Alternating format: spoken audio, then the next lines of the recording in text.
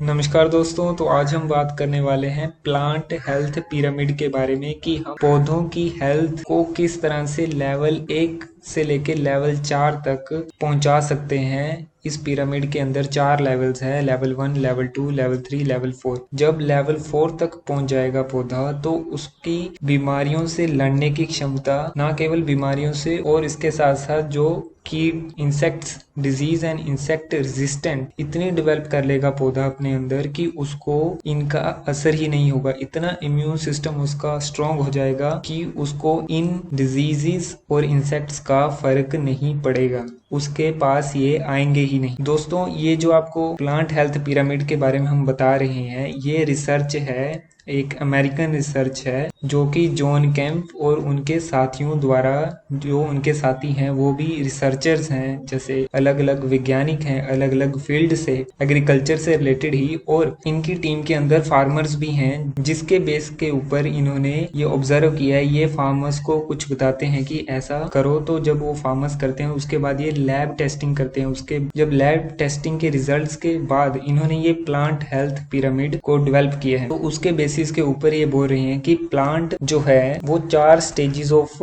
Health के ऊपर काम करता है। दोस्तों, प्लांट की जो हेल्थ है वो शिफ्ट करती है एक स्टेज से दूसरी स्टेज पे, अगर हमें पता हो प्रॉपर। जब वो स्टेज 1 से शिफ्ट करेगा नेक्स्ट लेवल वाली स्टेज में, तो उसकी बीमारियों की लड़ने की क्षमता भी बढ़ जाएगी। अब जो भाई ये ग्रेजुअल धीरे धीरे एवोल्यूशन है प्लांट हेल्थ का, यानी उसकी रेजिस्टेंट है डिफरेंट टाइप्स ऑफ जो इंसेक्ट्स और डिजीजेस की, धीरे धीरे लेवल 1 से लेवल 2। ये किसके ऊपर बेस्ड है? अलग अलग जो फिजियोलॉजिकल जो प्रोसेसेस होती हैं प्लांट के अंदर, जो क्रियाएं चलती हैं, एक्टिविटीज चलती हैं, उसके ऊपर बेस्ड है, और ये इनकी टीम ने डेवलप किया है। दोस्तों, इसके ऊपर आप विश्वास कर सकते हैं, इनकी टीम एक रीजनरेटिव एग्रीकल्चर के ऊपर काम कर रही है कि इस तरह का डेटाबेस तैयार करना जिससे कि केमिकल फार्मिंग है जो उसको किसी तरह रिप्लेस किया जा सके। एक अच्छा मॉडल रीजनरेटिव एग्रीकल्चर, या जिसको इंडिया में नेचुरल फार्मिंग के या सस्टेनेबल एग्रीकल्चर के तरीके बोले जा रहे हैं, उसको डेवलप किया जा सके साइंटिफिक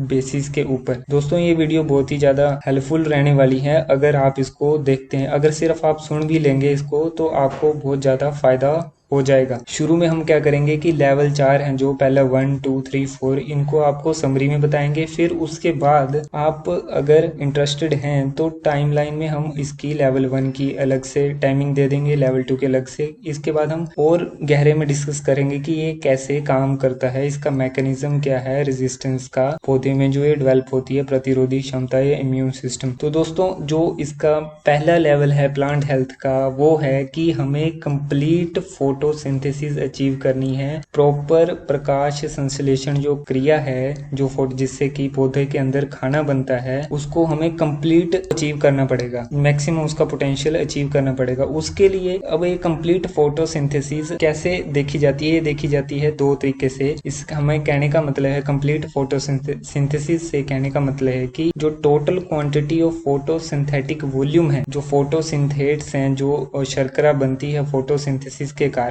उसका बढ़ना हर एक 24 घंटे का जो फोटो पीरियड होता है उसमें। 24 घंटे का फोटो पीरियड का मतलब है कि जो पौधा लाइट यूज करता है 24 आवर के अंदर अंदर, जो भी लाइट वो इस्तेमाल करता है उसको बोलते हैं 24 आवर फोटो पीरियड। उसके अंदर जो क्वांटिटी है फोटोसिंथेट्स की, कार्बोहाइड्रेट्स की, शर्करा की, वो कितनी बढ़ गई है ना। वो इन्होंने देखा कि अगर कंप्लीट फोटोसिंथेसिस हो रही है तो जो इनकी फोटोसिंथेट्स की जो क्वांटिटी है, शर्करा की जो क्वांटिटी है, वो हर एक 24 घंटे के बाद 3 से 4 गुना बढ़ जा रही है। अब ये इन्होंने कैसे नापी? वो देखिए, लेबोरेटरी एक इंस्ट्रूमेंट है, रिफ्रैक्टोमीटर उसको बोलते हैं। इन्होंने फील्ड में जाके रिफ्रैक्टोमीटर का इस्तेमाल किया और इन्होंने देखा कि 3 से 4 ब्रिक्स थी पहले 24 घंटे, फिर 24 घंटे के बाद ये बढ़ गई 12 से 15 ब्रिक्स तक। तो ये जो बढ़ना है, तो ये शो कर रहा है कि ये कंप्लीट फोटोसिंथेसिस हो रही है। ठीक है, एक तो ये कारण होगा। दूसरा है कि quality of photosynthates, increasing quality of photosynthates मानी अलग जो शुगर्स बन रही हो कौन सी बन रही है। देखिए दोस्तों, जो शुगर्स बन रही हैं, जैसे दो तरह की शुगर्स है, एक तो रिड्यूसिंग शुगर्स है और नॉन रिड्यूसिंग शुगर्स है। रिड्यूसिंग शुगर्स आ गई जो शुगर के छोटे टुकड़े होते हैं, शर्करा के छोटे टुकड़े, जैसे ग्लूकोज है वो छोटा एक टुकड़ा है, यूनिट है, वो एक रिड्यूसिंग शुगर है। और फ्रक्टोस है वो भी एक रिड्यूसिंग शुगर है। लेकिन जब ग्लूकोज और फ्रक्टोस आपस में मिल जाते हैं तो सुक्रोज का निर्माण होता है, और जो सुक्रोज है वो है नॉन रिड्यूसिंग शुगर। ठीक है, अब ये दो तरह की क्वालिटी आ गई, रिड्यूसिंग शुगर और नॉन रिड्यूसिंग शुगर। अब 24 घंटे के अंदर शुगर्स हैं जो वो रैपिडली चेंज हो जा रहे हैं कम्प्लेक्स कार्बोहाइड्रेट में। कम्प्लेक्स कार्बोहाइड्रेट यानी सुक्रोज जैसे ये कम्प्लेक्स कार्बोहाइड्रेट मतलब नॉन रिड्यूसिंग शुगर्स में चेंज हो जा रहे हैं 24 आवर पीरियड में। तो हमारा कंप्लीट फोटोसिंथेसिस का कहने का मतलब है कि हमारी जो क्वांटिटी है या वॉल्यूम है फोटोसिंथेट्स के प्रोडक्शन का वो बढ़ गया। दूसरा कि increase in quality of higher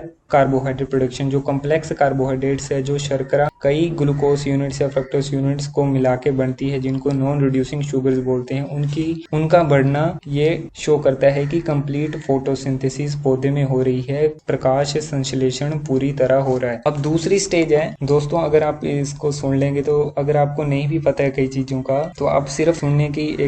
अगर आप सुन सकते हैं तो सुन लीजिए, क्योंकि इससे आपका फायदा जरूर होगा। दूसरा सेकंड स्टेज है हमारी, ये सिमिलर है फर्स्ट स्टेज की तरह ही है, लेकिन इसमें पहले हम कंप्लीट फोटोसिंथेसिस के बारे में बात कर रहे थे, पूरी तरह प्रकाश संश्लेषण के बारे में। अब हम बात कर रहे हैं प्रोटीन की सिंथेसिस की, प्रोटीन की पूरी तरह कंप्लीट सिंथेसिस होनी। देखिए दोस्तों, जैसे हमें प्रोटीन्स, फैट्स, कार्बोहाइड्रेट्स चाहिए, उसी तरह पौधों की का जो शरीर है वो भी इन्हीं से निर्माण होता है, तो इनको भी इन चीजों की जरूरत होगी। तो उसी तरह से है ये सारा। Complete protein synthesis second stage में अगर हो रही है तो क्या होगा, पौधे के अंदर क्या होता है कि हर एक 24 घंटे फोटो पीरियड के अंदर जितनी भी नाइट्रोजन पौधा अब्जॉर्ब कर रहा है, चाहे वो अमोनियम के फॉर्म में हो, NH4 की फॉर्म में, अमोनियम नाइट्रोजन है ना इसमें N, तो नाइट्रोजन भी अब पौधा अलग अलग फॉर्म में अब्जॉर्ब करता है। अमोनियम की फॉर्म में, जैसे यूरिया में जो नाइट्रोजन होती है वो अमोनियम की फॉर्म में होती है, उसी तरह नाइट्रेट के फॉर्म में, NO3 के फॉर्म में, उसी तरह अमीनो एसिड्स की फॉर्म में जो पौधा अब्जॉर्ब कर रहा है मिट्टी से, सोइल प्रोफाइल से, जब वो नाइट्रोजन क्विकली कन्वर्ट हो जाएगी प्रोटीन्स के अंदर। दोस्तों, जो प्रोटीन्स बने होते हैं वो नाइट्रोजन से ही निर्माण होता है उनका, ठीक है। दैट नाइट्रोजन जब वो पूरी तरह कन्वर्ट हो जाएगी कंप्लीट प्रोटीन्स में, और and there is no presence of, और पौधे के जो खून में किसी भी तरह का आपको ऐसा नहीं लगेगा कि पौधे के अंदर एक्स्ट्रा नाइट्रेट है, अमोनियम है, जो पौधे के प्लांट सैप के अंदर दिखे। तो जिस टाइम पे जब प्लांट सैप एनालिसिस में यानी प्लांट सैप यानी जो पौधे का अंदर खून है उसके अंदर जब आपको किसी भी तरह का प्रेजेंस नहीं मिलेगा नाइट्रेट, अमोनियम का, तो हम बोलेंगे कि ये कंप्लीट प्रोटीन सिंथेसिस। लेकिन पौधे को टोटल नाइट्रोजन पौधे के अंदर ठीक है, लेकिन उसके खून के अंदर एक्स्ट्रा नाइट्रेट या अमोनियम नहीं है, तो उस स्टेज को हम बोलेंगे कि ये कंप्लीट प्रोटीन सिंथेसिस की स्टेज है। अब इनका फायदा, स्टेजों का फायदा अब हम बाद में डिस्कस करेंगे। देखिए पहले थर्ड स्टेज की बात करते हैं। पहला हमारा हो गया कंप्लीट फोटोसिंथेसिस, दूसरा है कि प्रोटीन की सिंथेसिस पूरी तरह हो गई, तीसरा जब प्लांट डेवलप करेगा सरप्लस एनर्जी, यानी एक एनर्जी उसको अपने काम करने के लिए चाहिए लेकिन उसको एक्स्ट्रा एनर्जी अब मिल रही है, एक्स्ट्रा एनर्जी है, तो वो स्टार्ट कर देगा इस एनर्जी को स्टोर करने, सरप्लस एनर्जी को स्टोर करने में स्टार्ट कर देगा, और वो इसको स्टोर करेगा in the form of lipids. Lipids के एग्जांपल्स आपको दोस्तों जो फैट्स हैं, ऑयल्स है, वैक्सीज हैं, विटामिन है पौधे को, वो इसकी फॉर्म में इनको स्टोर करना स्टार्ट कर देगा। जो ये लिपिड्स फैट्स हैं ये पौधों की, अब इन्होंने क्या देखा कि जब पौधे के अंदर सरप्लस एनर्जी है, लिपिड्स हैं प्रॉपर, तो अब इन्होंने इसके साथ साथ ये भी देखा कि जब सोइल के अंदर प्रॉपर बायोलॉजिकल एक्टिविटी है, विग्रस बायोलॉजिकल एक्टिविटी है, बेनिफिशियल माइक्रो ऑर्गेनिजम्स है, तो इन्होंने देखा कि ये पॉसिबल है अचीव करना जो लिपिड की सिंथेसिस है या सरप्लस एनर्जी को निर्माण करना as much as 2 to 3 times 24 hour period में 2 से 3 गुना बढ़ जाना या कई बार चार गुना बढ़ जाना, ये इन्होंने देखा क्योंकि सोयल के अंदर अच्छी बायोलॉजिकल एक्टिविटी थी माइक्रो ऑर्गेनिजम्स की, उसके कारण इनका इंक्रीज लिपिड सिंथेसिस हुआ पौधे के अंदर। ये हो गया दोस्तों लिपिड सिंथेसिस। अब चौथा लेवल है जब प्लांट प्रोड्यूस करेगा elevated levels of secondary metabolites. अब ये सेकेंडरी मेटाबोलाइट्स दोस्तों जैसे कि फाइटोएलेक्सिन्स, टर्पिनोइड्स, टर्पीन्स, आप गूगल पे जाके देख सकते हैं कि सेकेंडरी मेटाबोलाइट्स क्या हैं। ये पौधा तब प्रोड्यूस करता है जब वो प्राइमरी मेटाबोलाइट्स की उसकी जो जरूरतें पूरी हो जाएगी, प्रोटीन्स की, कार्बोहाइड्रेट्स की, फैट की, वो पूरी हो गई। अब उसकी सेकेंडरी मेटाबोलाइट्स वो स्टार्ट कर देता है प्रोड्यूस करना, जो कि प्लांट प्रोटेक्टेंट की तरह काम करते हैं, उसको यूवी रेडिएशन से बचाते हैं, इंसेक्ट अटैक से बचाते हैं, फ्रॉम डिजीज अटैक से बचाते हैं। तो यानी ये इस्तेमाल करता है अपना इम्यून, एक्टिव इम्यून पाथवे, जैसे कि ISR पाथवे है एक, तो दूसरा है SAR पाथवे। दो तरह के इम्यून पाथवे हैं या इसके इम्यून सिस्टम है पौधे का, जिसकी हेल्प से ये ऐसा करता है। अब दोस्तों हमने ये तो जान लिए अलग अलग लेवल्स की एक समरी सी देख ली कि ये पहले पौधे को अचीव करनी पड़ेगी कंप्लीट फोटोसिंथेसिस, उसके बाद उसको अचीव करनी पड़ेगी कंप्लीट प्रोटीन की सिंथेसिस, उसके बाद कंप्लीट लिपिड सिंथेसिस, उसके बाद जो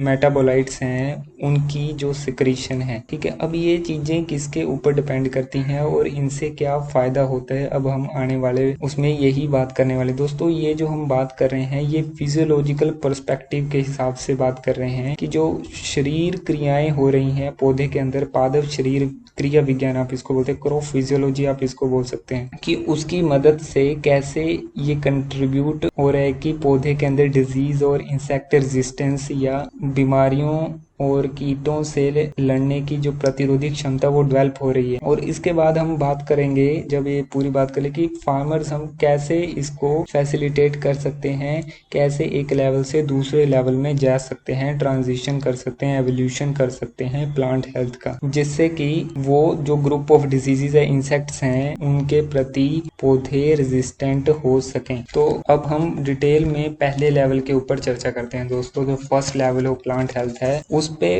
रिसर्चर्स ये जो बोल रहे हैं, इनकी टीम ये बोल रही है कि इन्होंने ऑब्जर्व किया कि जो जब कंप्लीट फोटोसिंथेसिस हो रही है तो उनका जो फोटोसिंथेट्स का प्रोडक्शन है वो 150 से लेके 600% तक बढ़ गया है। ठीक है दोस्तों, क्या आप ये जानते हैं कि जो प्लांट की जो फोटोसिंथेसिसिंग कैपेसिटी है उसका वो सिर्फ 25% ही इस्तेमाल करता है। फोटोसिंथेसिसिंग कैपेसिटी का जेनेटिक जो उसकी कैपेसिटी है फोटोसिंथेसिस करने की, प्रकाश संश्लेषण करने की, जो उसकी अनुवांशिक पोटेंशियल है उसका सिर्फ वो 25% ही इस्तेमाल करता है। इसका मतलब है कि एक पोटेंशियल है उसकी फोटोसिंथेसिस को बढ़ाने का। तो उसी से के कारण जो इनका फोटोसिंथेट्स का वॉल्यूम है, जो भी कार्बोहाइड्रेट्स या शर्करा प्रोड्यूस हो रही है, उसका हम बढ़ा सकते हैं जब वो प्लांट्स। अब ये कैसे बढ़ते हैं? जब उनको प्रॉपर न्यूट्रिशन मिलता है पौधों को। ठीक है दोस्तों, जो पहले 2 लेवल्स है वो केमिस्ट्री के ऊपर डिपेंड है कि हम किस तरह के उनको न्यूट्रिशन देते हैं, और अगले जो लेवल्स हैं 3rd और 4th वो लेवल डिपेंड करता है बायोलॉजिकल एक्टिविटी मिट्टी के अंदर। ठीक है, पहले तो हो गया कि राइट न्यूट्रिशन के ऊपर डिपेंड कर रहा है कि कितना लेवल ऑफ कितने वॉल्यूम ऑफ फोटोसिंथेट्स प्रोड्यूस होगा। दूसरा है कि कंप्लीट फोटोसिंथेसिस में जो क्वालिटी है फोटोसिंथेटिक क्वालिटी। दूसरा कंप्लीट फोटोसिंथेसिस कहने का मतलब है कि जब जो कार्बोहाइड्रेट प्रोफाइल है, यानी जो रिड्यूसिंग शुगर्स से वो चेंज हो रही है नॉन रिड्यूसिंग शुगर्स में। इन सारी बातों का कहने का सिंपली हमारा मतलब है कि जब प्लांट प्रोड्यूस करता है हायर अमाउंट ऑफ शुगर, हर एक 24 घंटे के अंदर उसका प्रोडक्शन बढ़ जा रहा है, और उसकी जो क्वालिटी है कार्बोहाइड्रेट्स की वो भी नॉन रिड्यूसिंग शुगर्स वाली है। तो ऐसा देखा गया है इनकी रिसर्च में कि प्लांट डेवलप कर रहे हैं resistance to soil borne fungal pathogens. जो मिट्टी से फफूंदी बीमारियां आती हैं उनके प्रति ये रेजिस्टेंस प्लांट डेवलप कर रहा है, जैसे कि बीमारियां हैं वर्टिसिलियम बीमारी है, फ्यूजेरियम है, राइजोप्टोनिया, पीथियम, फाइटोफ्थोरा और अदर जो भी सोयल मिट्टी से पनपने वाली फंगल बीमारियां हैं उनके प्रति रेजिस्टेंट हो जा रहा है अगर हमारी कंप्लीट फोटोसिंथेसिस पौधे के अंदर हो रही है, यानी उसके अंदर 24 घंटे के अंदर हायर फोटोसिंथेट्स प्रोड्यूस हो रहे हैं, हायर वॉल्यूम फोटोसिंथेट्स प्रोड्यूस हो रहे हैं 24 घंटे के अंदर अंदर बढ़ जा रही है उसकी। और दूसरा कि उनके अंदर नॉन रिड्यूसिंग शुगर्स की कार्बोहाइड्रेट प्रोफाइल है, उसके कारण ये डेवलप कर रहा है resistance to soil borne fungal pathogens पौधा। इस लेवल के ऊपर जो ये रेजिस्टेंस डेवलप कर रहा है कंप्लीट फोटोसिंथेसिस होने के कारण, इसके डिफरेंट पॉसिबल एक्सप्लेनेशंस है दोस्तों। ये हाइपोथेसिस आप कह सकते हैं कि ये जनरल अंडरस्टैंडिंग है सोइल बायोलॉजी के ऊपर की प्लांट की इंटरेक्शन जो सोइल बायोलॉजी के साथ हो रही है, जो उसके जड़ों के अंदर या पत्तों के इर्द गिर्द जो भी बैक्टीरिया है उसके अंदर साथ जो प्लांट्स की इंटरेक्शन हो रही है, वही एक फंडामेंटल फाउंडेशनल पाथवे है जो रेजिस्टेंस प्रोवाइड कर रहा है सोइल बोर्न फंगल पैथोजेंस के प्रति। दोस्तों क्या होता है कि जो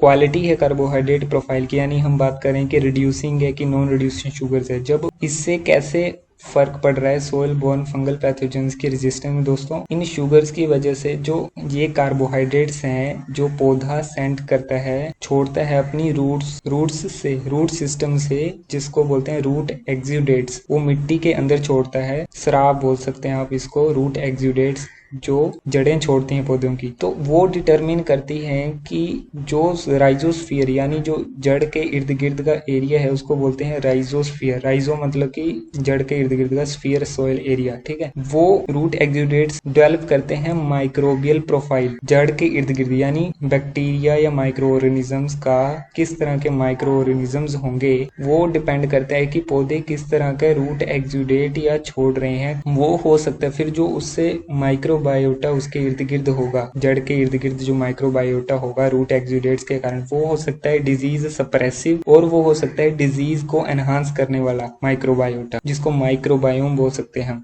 तो इससे हम समझ सकते हैं कि हर एक प्लांट एक ग्रुप ऑफ सिम्बायोटिक प्लांट्स के आसपास group of symbiotic micro organisms bacteria fungus होते हैं, जिनका एक सिम्बायोटिक रिलेशनशिप है पौधे के साथ, ठीक है। और उनके शिफ्ट होने से पौधे के अंदर बीमारियां आएंगी या नहीं आएंगी वो डिपेंड करता है सोइल की माइक्रोबायोटा के ऊपर। सोइल के अंदर जो माइक्रोबायोम है वो किस तरह का है, डिजीज सप्रेसिव, डिजीज एनहांसिंग। अब वो डिपेंड करता है कि रूट एक्सुडेट्स किस तरह के छोड़ रहा है पौधा। अब रूट एक्सुडेट्स होते हैं जैसे कार्बोहाइड्रेट प्रोफाइल के अंदर अगर नॉन रिड्यूसिंग शुगर्स हैं, वो उस तरह के नॉन रिड्यूसिंग शुगर्स को छोड़ रहा है, तो यानी उसके अंदर डिजीज सप्रेसिव माइक्रोबायोटा होगा जड़ों के आसपास। इसका एग्जाम्पल वो देते हैं कि इन्होंने अमेरिका के अंदर, नॉर्थ अमेरिका जो कॉन्टिनेंट है उनमें इन्होंने ऑब्जर्व किया कि जो शिफ्ट हुआ ओट्स की क्रॉप में या जवी की जो क्रॉप है उसमें जो शिफ्ट इन्होंने देखा, उन्होंने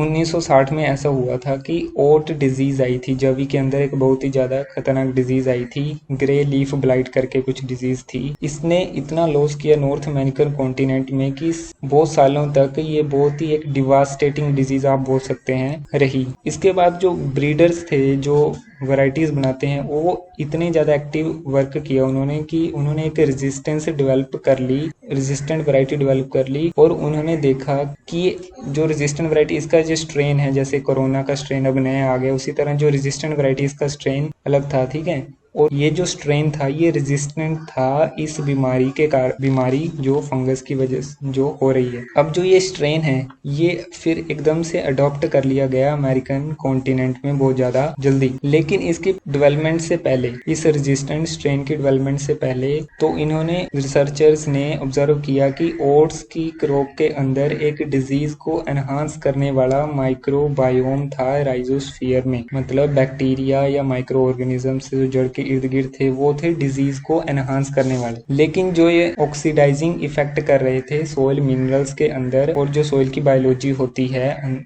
उसके ऊपर ऑक्सीडाइजिंग इफेक्ट था, जो कि एक नेगेटिव इफेक्ट होता है, जिससे कि मिनरल्स है जो ऑक्सीडाइज्ड फॉर्म में होते हैं, एनायंस ऑक्सीडाइज्ड फॉर्म में होते हैं और पौधे को अच्छी तरह नहीं मिलते। एज ए रिजल्ट इसके कारण क्या होता है कि, लेकिन जब नया स्ट्रेन आया तो उसके कारण जो उसने जो रूट एक्सुडेट्स छोड़े मिट्टी के अंदर, उससे जैसे ग्लूकोसिनोलेट्स उसने छोड़े, वो मेटाबोलाइट्स थे, ठीक। रूट एक्सुडेट्स जो छोड़े उससे रेजिस्टेंस डेवलप हो गई पौधे के अंदर, क्योंकि मिट्टी के अंदर अब वो वाला माइक्रोबायोम नहीं था, डिजीज एनहांसिंग माइक्रोब ना होकर डिजीज सप्रेसिव माइक्रोबायोम था, यानी बैक्टीरिया का बैक्टीरिया माइक्रो ऑर्गेनिजम्स का ग्रुप था जो कि डिजीज को सप्रेस कर रहा था, जो कि जो मिनरल्स थे सोइल के अंदर उनको रिड्यूस फॉर्म में रख रहा था, रिड्यूस एनायंस को छोड़ रहा था, और जिसके कारण माइक्रोबियल प्रोसेसेस थी जो डिजीज को सप्रेस कर रही थी। तो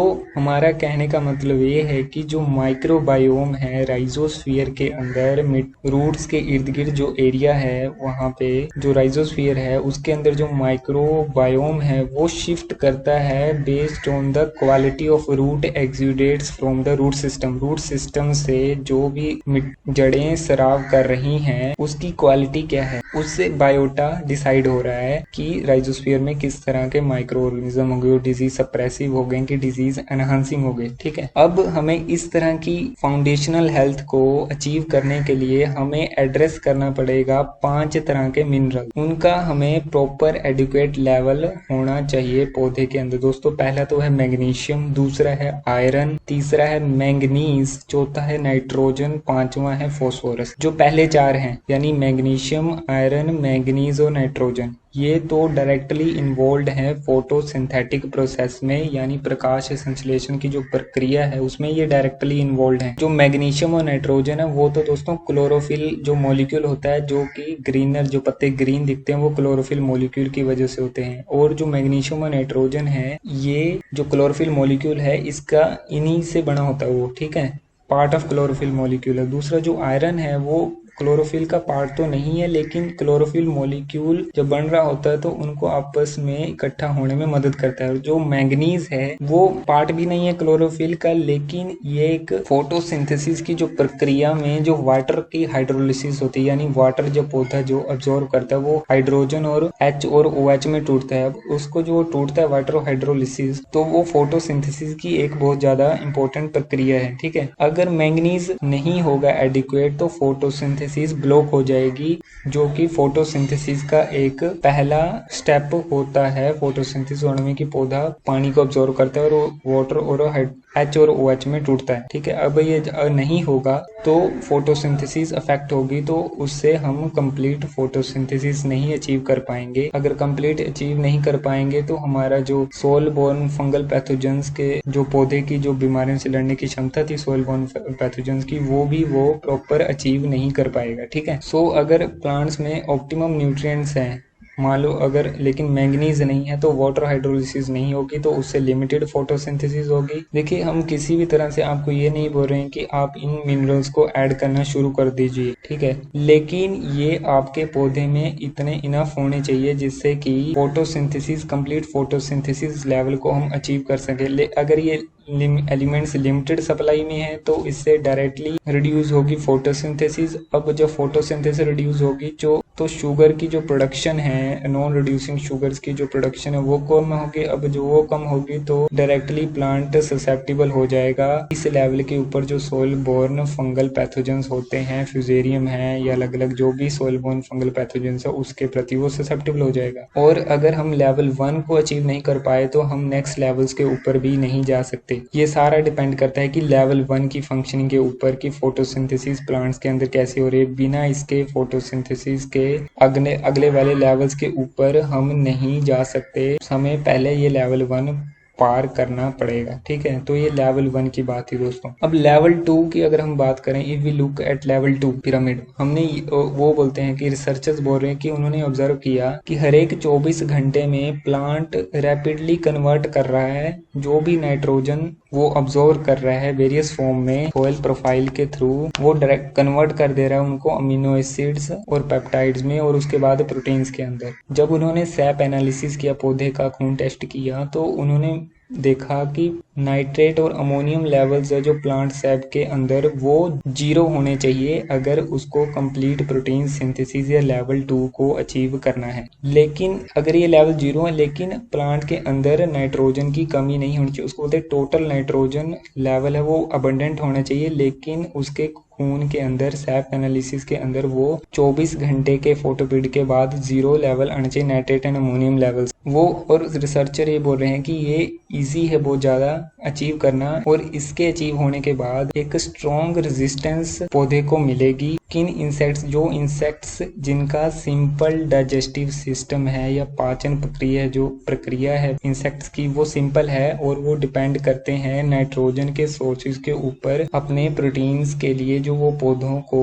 खाकर लेते हैं। तो लेवल 2 के ऊपर अगर हमने कंप्लीट प्रोटीन सिंथेसिस को अचीव कर लिया तो प्लांट रेजिस्टेंट हो जाएगा इन सभी इंसेक्ट्स के ऊपर जिनका सिंपल डाइजेस्टिव सिस्टम है, जैसे कि जो लार्वल इंसेक्ट्स हैं, ठीक है, लार्वा होता है जिनके अंदर, या जो सकिंग इंसेक्ट्स हैं जैसे कि जो सक करते हैं, जैसे यूरोपियन कॉर्न बोरर, ये एग्जांपल दे रहे हैं, tomato horn worm, corn year worm, cabbage looper, aphid, leaf hopper, white flies. दोस्तों आप ये इस वीडियो में नहीं बता पाएंगे कि ये भी कौन कौन से हैं, आप ऐसा कीजिए, इनको गूगल पे सर्च मारिए, आपको फोटोज आ जाएंगी। और इसके अलावा बहुत सारे इंसेक्ट्स हैं जो लार्वल और सक करने वाले हैं, इनके प्रति ये सारे डिपेंड करते हैं प्लांट्स के अंदर जो सोल्यूबल फॉर्म में नाइट्रेट उसके खून में घूम रही है, ठीक है। उससे अगर मान लो प्लांट के अंदर नाइट्रेट और अमोनियम, ये नहीं, नाइट्रेट नहीं है, एक्स्ट्रा नाइट्रेट नहीं है, एक्स्ट्रा यूरिया नहीं डाला है, एक्स्ट्रा नाइट्रेट नहीं है, तो ये आएंगे ही नहीं पौधे के पास।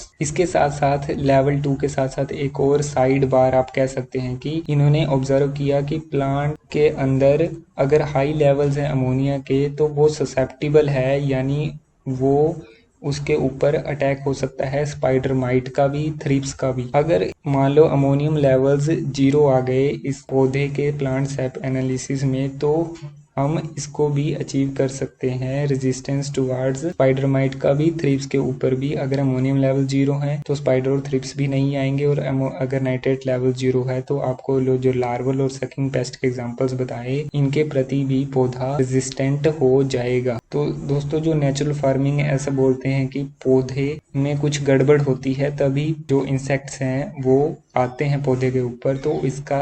एक ये जवाब हो सकता है कि एक्स्ट्रा जो नाइट्रेट और अमोनियम लेवल्स हैं पौधे के सैप के अंदर, उसके कारण वो इंसेक्ट्स आ रहे हैं। तो एनीवे जब हमें लेवल 2 को अचीव करने के लिए इन्होंने देखा कि 4 ग्रुप ऑफ मिनरल्स हैं, 4 मिनरल्स हैं, न्यूट्रिएंट्स हैं जो हमें एड्रेस करने पड़ेंगे ताकि प्लांट के अंदर ये इनफ मात्रा में हो, जो कि है मैग्नीशियम, सल्फर, मोलिब्डेनम और बोरॉन। जो पहले 3 है मैग्नीशियम, सल्फर और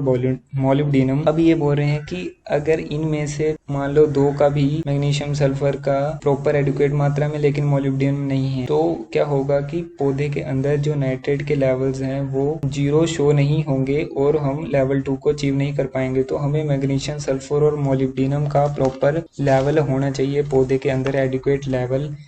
ताकि जो नाइट्रेट्स हैं वो 0 शो हो पाए प्लांट के अंदर। और जो 4th एलिमेंट जो बोरोन की बात करें, वो डायरेक्टली इन्वॉल्व तो नहीं है प्रोटीन की सिंथेसिस के अंदर, लेकिन वो कंट्रीब्यूट करता है पेस्ट रेजिस्टेंस के ऊपर। सो अगर हमने फोलियर, ये बोल रहे हैं कि अगर हमने फोलियर एप्लीकेशन की इन न्यूट्रिएंट्स की ताकि पौधे से इंसेक्ट रेजिस्टेंस के प्रति स्ट्रॉन्ग रिस्पॉन्स मिल सके, तो वो बोलते हैं कि ये हम अचीव कर सकते हैं 24 से 48 घंटे के अंदर। इन्होंने देखा कि इंसेक्ट्स हैं वो कम्प्लीटली चले गए हैं जब पौधा लेवल 2 को उसने अचीव कर ली है, कंप्लीट प्रोटीन सिंथेसिस को अचीव कर ली है। वहां पे उसके प्लांट सेप के अंदर 0 नाइट्रेट और अमोनियम लेवल्स आ रहे हैं, जबकि टोटल नाइट्रोजन भी एडिक्वेट मात्रा में पौधे के अंदर है। तो दोस्तों ये बोलते हैं कि जब इन्होंने पहले 2 लेवल्स को अचीव कर लिया, फर्स्ट 2 लेवल्स को, ये तो है केमिस्ट्री के सॉल्यूशंस हैं, यानी जब हम न्यूट्रिएंट्स को अप्लाई करेंगे, ग्रुप ऑफ न्यूट्रिएंट्स को अप्लाई करेंगे, तो हम शिफ्ट कर सकते हैं प्लांट हेल्थ को सब्सटेंशियली। लेकिन ऐसा लेवल 3 और 4th में इसकी जो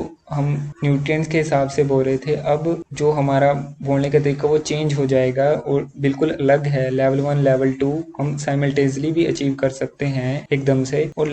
लेकिन लेवल 2 से लेवल 3 में जाने में टाइम लगेगा, ठीक है। और 3 to 4 भी, लेवल 1 और लेवल 2 सेम जैसे हैं, लेवल 3 और 4 भी सेम जैसे, लेकिन लेवल 2 और 3 ये डिफरेंट है। लेवल 3 की बात करें दोस्तों, तो जब प्लांट्स इंक्रीज कर देगा, लेवल 3 पे प्लांट तब पहुंचेगा जब वो इंक्रीज कर देगा लिपिड लेवल की सिंथेसिस को। देखिए दोस्तों, जो प्लांट है वो, उसको कुछ फाउंडेशनल लेवल ऑफ लिपिड तो चाहिए ताकि वो अपनी जो सेल मेम्ब्रेन्स है कोशिकाओं की, उसको डेवलप कर सके, ठीक है। जब इन्होंने देखा कि ये क्रॉप के अंदर क्रॉप के हिसाब से अलग अलग है। जो कुछ क्रॉप्स का जो बेस लाइन लिपिड की कॉन्सेंट्रेशन होनी चाहिए वो 1/2 से लेके 2% तक है। 2% उनके लिए जो ऑयल सीड क्रॉप्स हैं जिनके अंदर हायर ऑयल कंटेंट चाहिए होता है। जब प्लांट हेल्दी होता है तो इसका जो लिपिड का लेवल्स है वो इंक्रीज हो जाता है एज मच एज 4 से लेके 5% तक, और ये अचीव करना रिलेटिवली इजी है as much as 6% fat content on dry matter basis. और ये आप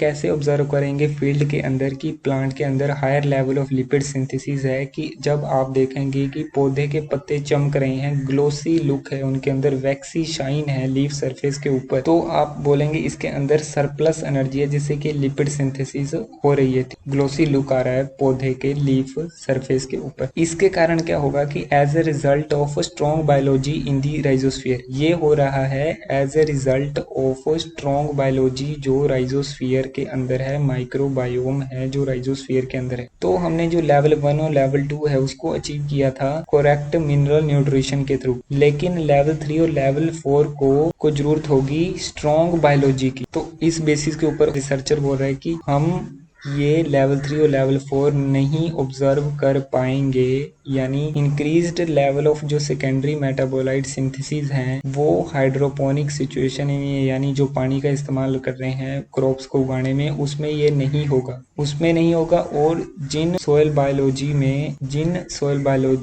जिनकी सॉइल बायोलॉजी डिसफंक्शनल है राइजोस्फीयर की, उसमें भी लेवल 3 और लेवल 4 अचीव नहीं कर पाएंगे। लेवल 3 के अंदर अगर हमें अचीव करना लेवल 3, तो it is required that plants start कर दें अब्जॉर्व करना मेजॉरिटी ऑफ जो न्यूट्रिशन है उसका in the form of microbial metabolites. दोस्तों ऐसे तो प्लांट जब यूरिया डालते हैं तो वो नाइट्रेट्स की फॉर्म में अब्जॉर्व करते हैं, अमोनियम की फॉर्म में अब्जॉर्व करते हैं, लेकिन उनसे ना लेके पौधा अगर डायरेक्ट अब्जॉर्व करने लग जाए nutrition in the form of microbial metabolites, जो माइक्रोब्स ने मेटाबोलाइट्स छोड़े हैं उनको डायरेक्टली अब्जॉर्व कर ले। जैसे कि जो कॉर्न प्लांट है, मक्की का प्लांट होता है, उसमें जो 80% की जो नाइट्रोजन की रिक्वायरमेंट है वो लेता है इन दी फॉर्म ऑफ नाइट्रेट की फॉर्म में। अब जो नाइट्रेट है वो आगे जाके कन्वर्ट करनी पड़ती है अमीनो एसिड में, और अमीनो एसिड आगे जाके प्रोटीन्स में कन्वर्ट होते हैं, तो जो पौधे का शरीर का निर्माण करते हैं। तो ये बोल रहे हैं कि जब 80% जो नाइट्रोजन है, नाइट्रोजन है, वो जो फोटोसिंथेटिक एनर्जी होती है उसका वो 16% इस्तेमाल कर लेता है 24 घंटे के फोटो पीरियड में, ताकि वो कन्वर्ट कर सके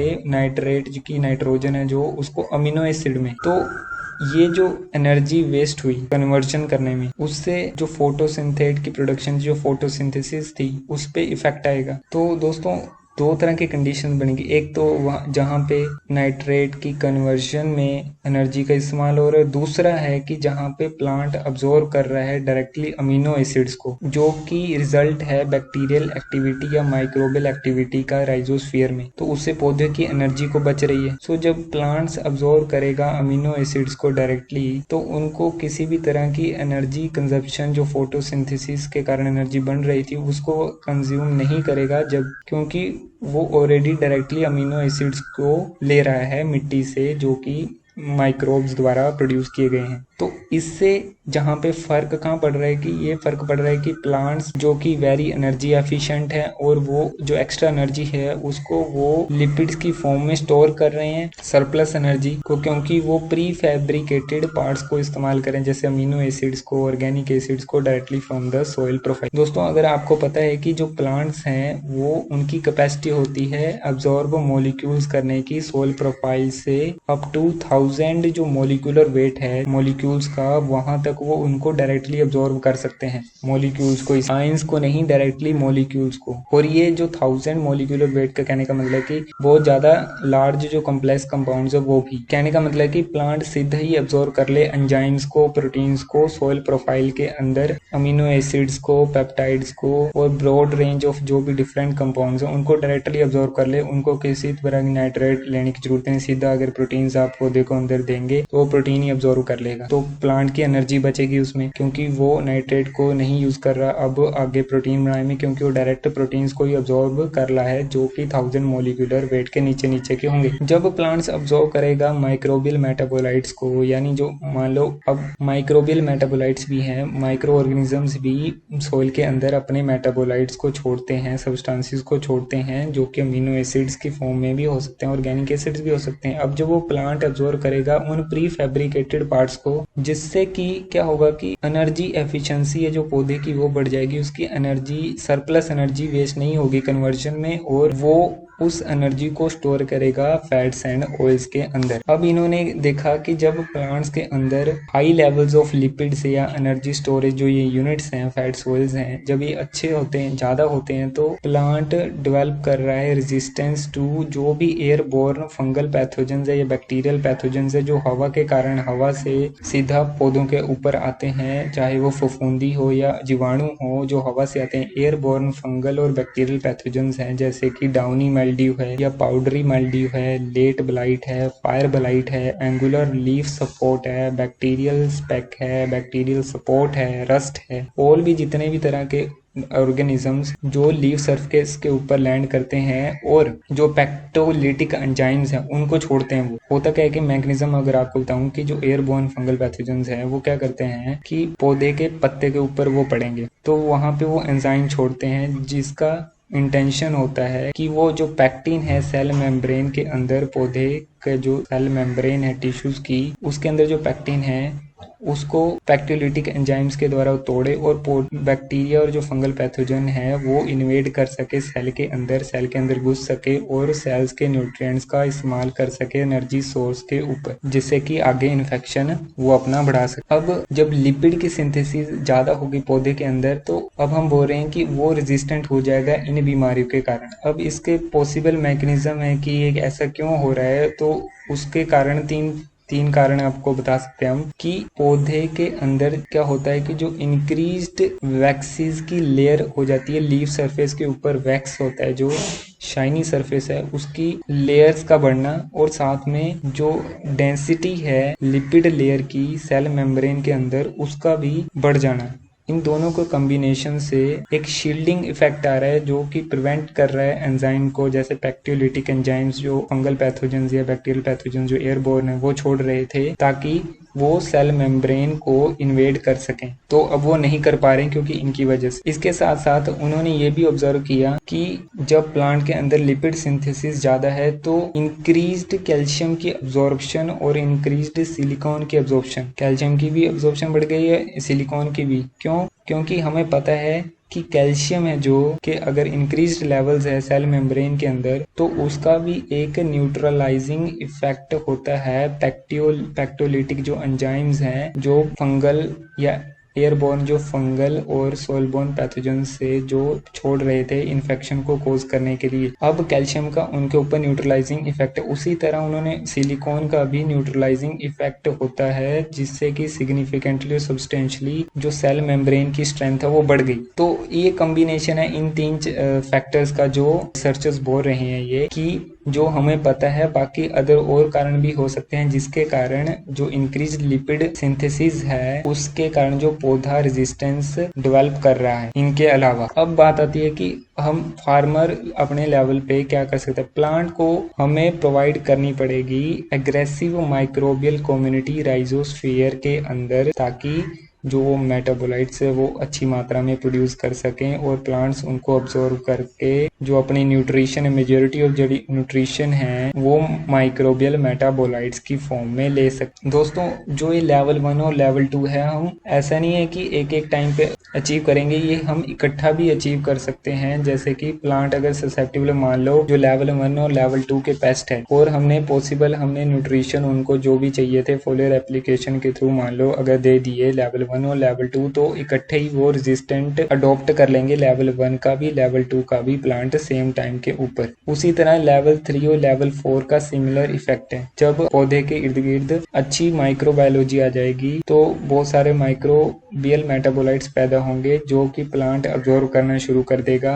और लेवल 3 और लेवल 4 जो है अपने आप ही साइमल्टेनियसली अचीव हो जाएंगे इकट्ठे। दोस्तों जब प्लांट्स शुरू कर देता है सेकेंडरी मेटाबोलाइट्स को, एलिवेटेड लेवल्स के सेकेंडरी मेटाबोलाइट्स को छोड़ना, जैसे फाइटोलैक्सिन्स, बायोफ्लेविनोइड्स, टर्पिनोइड्स, जो ये सेकेंडरी मेटाबोलाइट्स है जिन्हें बचाने के लिए यूवी से या डिजीज इंसेक्ट अटैक से, मैनी ऑफ दीज कंपाउंड से ये सारे एंटीबैक्टीरियल एंटी फंगल प्रॉपर्टीज होते हैं जो कि प्लांट के एक प्रोटेक्शन मैकेनिज्म की तरह काम करते हैं। अब लेवल 4 की इसी के ऊपर बात करेंगे हम। तो इन्होंने रिसर्चर्स ने बोला कि इन्होंने ऑब्जर्व किया कि प्लांट के इम्यून सिस्टम में पाथवेज, दो तरह के पाथवेज है, SAR और ISR pathway. SAR pathway represent करता है सिस्टेमिक एक्वायर्ड रेजिस्टेंस और जो ISR है वो इंड्यूस्ड सिस्टेमिक रेजिस्टेंस, इंड्यूस करा उसने सिस्टेमिक रेजिस्टेंस, जो अंदरूनी उसकी रेजिस्टेंस थी उसको इंड्यूस किया ISR। तो ये दोनों ही एक इम्यून पाथवेज हैं, जैसे हमारे अंदर एक इम्यून सिस्टम है बीमारियों से लड़ने के अंदर, उसी तरह पौधे के अंदर ये इम्यून पाथवेज। तो ये जो दोनों पाथवेज हैं इनको ट्रिगर किया जा सकता है सोइल बायोलॉजी के थ्रू। प्लांट माइक्रोबायोम जो है लीफ सरफेस के ऊपर जो भी इर्द गिर्द उसके बैक्टीरिया है या माइक्रो ऑर्गेनिज्म, और जो जड़ों के इर्द गिर्द है राइजोस्फीयर, लीफ के ऊपर बोले फाइलोस्फीयर, और जो जड़ों के अंदर है, जड़ों के इर्द गिर्द उसको बोलते हैं राइजोस्फीयर एरिया। तो उसकी बायोलॉजी का अगर हम ट्रिगर कर देंगे तो हम ये इम्यून रिस्पॉन्स ले सकते हैं पौधों से। ये डायरेक्टली हम कह सकते हैं जैसे वैक्सीनेशन देते हैं बंदों को, जैसे कोरोना के केस में वैक्सीनेशन, उसी तरह पौधों को अगर हम ट्रिगर करने के लिए कुछ इस तरह के इम्यून रिस्पॉन्स ट्रिगर्स आते हैं, अगर वो दे दें तो पौधा दीज इम्यून जो पाथवेज हैं ये कैसे काम करते हैं कि जो ये इम्यून पाथवेज स्टिमुलेट होते हैं बाय जो सिम्बायोटिक जो बेनिफिशियल माइक्रो ऑर्गेनिजम्स है राइजोस्फीयर के अंदर और फाइलोस्फीयर के अंदर, और ये पॉसिबल है इनको इम्यून फंक्शनिंग को अचीव करना हायर लेवल। अब लेवल 4 के अंदर जब हम पॉसिबल बायोलॉजी है, जो स्ट्रॉन्ग बायोलॉजी है, वो अचीव कर लेंगे तो क्या होगा कि उससे जो सेकेंडरी मेटाबोलाइट्स प्रोड्यूस होंगे तो प्लांट बिकम रेजिस्टेंट टू जो बीटल्स की जो भी इंसेक्ट्स हैं जो बीटल फैमिली के हैं उससे वो एंटायरली रेजिस्टेंट हो जाएगा, चाहे वो जापानीज बीटल हो, चाहे कॉर्न रूट वर्म बीटल हो, चाहे स्क्वाश बग हो, कोलोराडो बीटल हो, क्यूकम्बर बीटल हो, मार्मोरेटेड स्टिंक बग हो, नीमाटोड हो, जैसे रूट रॉट नीमाटोड है या वायरसेस हैं, उनके प्रति ये रेजिस्टेंट हो जाएगा लेवल 4 के ऊपर पौधा। तो इस तरह से दोस्तों ये 4 लेवल हैं जो पौधा अचीव अगर कर ले तो पौधे को किसी भी तरह का इंसेक्ट और डिजीज अटैक नहीं होगा। तो दोस्तों इस वीडियो में थोड़ी लंबी, बहुत ज्यादा लंबी वीडियो, 1 घंटे की वीडियो बन गई है, लेकिन अगर आप इनको पार्ट्स के ऊपर भी देख लेंगे तो आपका जरूर फायदा हो जाएगा, आपको एक नई चीज सीखने को तो जरूर मिलेगी दोस्तों। बाकी इस वीडियो में फिलहाल इतना ही। नमस्कार।